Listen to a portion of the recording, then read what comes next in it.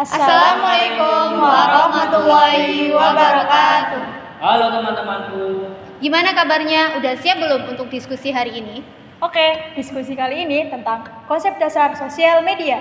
Nah, sebelum masuk ke video, kita kenalan dulu yuk. Check it out.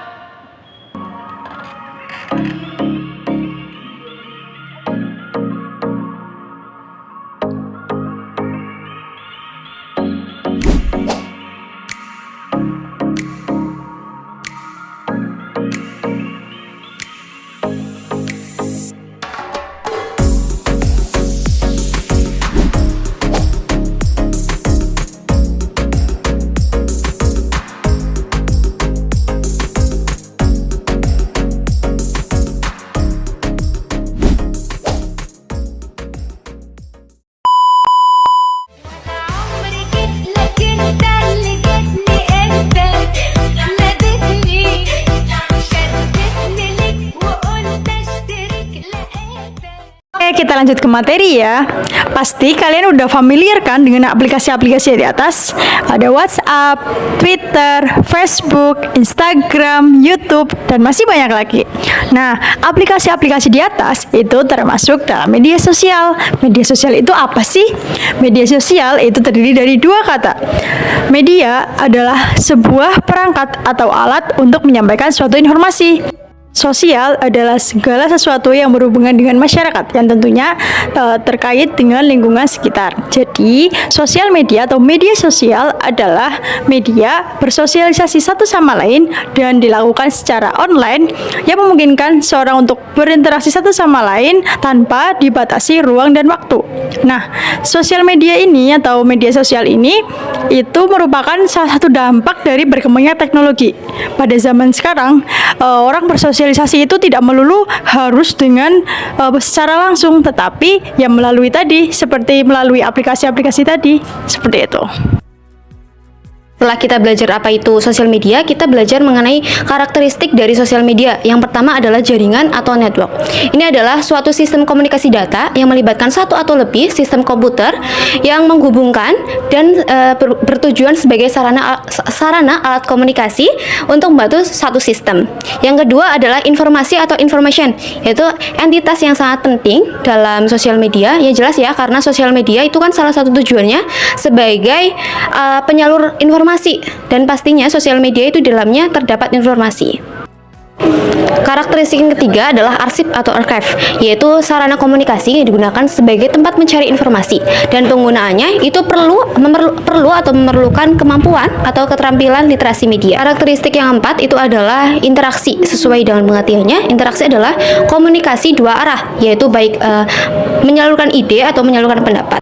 Karakteristik yang kelima adalah konten oleh pengguna atau user generated content, yaitu materi yang diciptakan dan dikelola oleh pengguna media sosial. Yang enam adalah simulasi sosial, yaitu simulation of society, yaitu ketika kita berinteraksi di sosial media, ada dua cara yang bisa kita lakukan. Yang pertama itu adalah koneksi di ruang cyber. Itu maksudnya ketika kita contohnya masuk ke aplikasi Instagram, itu kan memerlukan login dan pastinya ada username dan password. Yang kedua, cara kedua itu adalah keterbukaan mengenai identitas diri. Berikut ada 5 dampak positif dari media sosial. Yang pertama, menambah relasi. Dengan adanya media sosial, kita dapat memungkinkan terhubung dengan orang baru dari berbagai latar belakang, sehingga dapat memperluas jaringan sosial. Yang kedua, dapat berkomunikasi tanpa batas.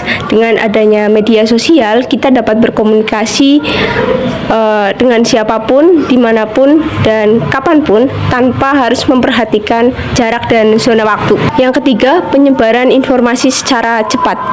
Informasi dapat disebarkan secara cepat melalui media sosial, sehingga banyak orang dapat memperoleh informasi baru. Sebagai contoh, ketika ada peristiwa bencana alam atau kejadian darurat, informasi tentang lokasi, bantuan, dan keamanan secara cepat dapat disebarkan melalui media sosial seperti Twitter, Facebook, Instagram, dan lain sebagainya. Yang keempat, mengurangi rasa jenuh. Media sosial dapat menjadi sarana hiburan untuk mengurangi rasa jenuh karena di dalamnya terdapat beragam konten yang menarik untuk dinikmati. Dan yang kelima, peluang pekerjaan baru.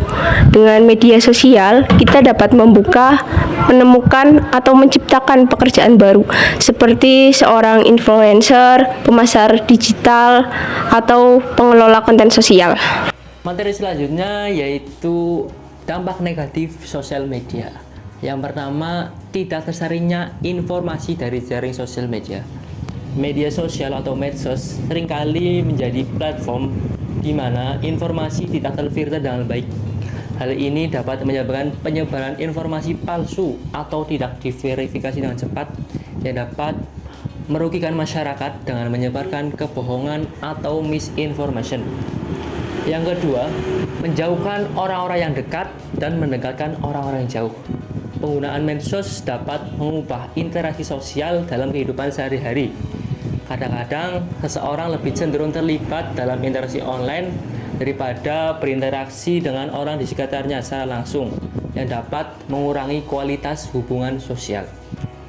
Yang ketiga, susah menyesuaikan diri ketika berinteraksi secara langsung. Orang yang banyak terlibat dalam interaksi melalui medsos mungkin kesulitan dalam berkomunikasi secara langsung. Mereka mungkin kurang terampil dalam membaca bahasa tubuh atau ekspresi wajah yang penting dalam berinteraksi secara langsung. Yang keempat, kecanduan akan media sosial. Penggunaan medsos yang berlebihan dapat menyebabkan kecanduan yang memiliki dampak negatif pada kesehatan mental dan fisik seseorang. Kecanduan media sosial dapat mengganggu produktivitas, tidur yang cukup, dan keseimbangan hidup secara umum. Yang kelima yaitu jejak digital yang tidak dapat dihilangkan. Setiap aktivitas yang dilakukan secara online meninggalkan jejak digital yang dapat diakses oleh orang lain. Jejak digital ini dapat berdampak negatif pada reputasi seseorang jika informasi yang diposting secara tidak hati-hati atau tidak sesuai dengan norma-norma sosial. Oke, tadi kita sudah belajar tentang konsep dasar sosial media. Ada apa aja? Pengertian, karakteristik, Dan dampak penggunaan sosial media. Oke, kita lanjut ke sesi diskusi ya. Wassalamualaikum warahmatullahi wabarakatuh. Bye-bye.